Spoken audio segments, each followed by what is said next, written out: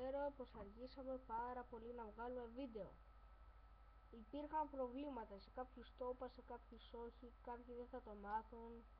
Αυτά. Πάντως θα ξεκινήσουμε, πιστεύω, θέλω να πιστεύω δηλαδή. Το ξέρω καθυστερούμε πάρα πολύ, αλλά έχετε υπομονή. Δεν πειράζει. Τέλος πάντων. Το πρόγραμμα, όπως σας είπα, το έχουμε, απλώς ζητάει λεφτά και πρέπει να βρούμε τα λεφτά και τέλος πάντων τέτοια πράγματα. Ψηλό πράγματα δηλαδή, αλλά ναι. Αυτά. Αν σας άρεσε, που δεν σας άρεσε το βίντεο γιατί έδειχνε μαύρη οθόνη, δεν πειράζει. Ναι. Τέλος πάντων. Γεια σας. Είναι βράδυ.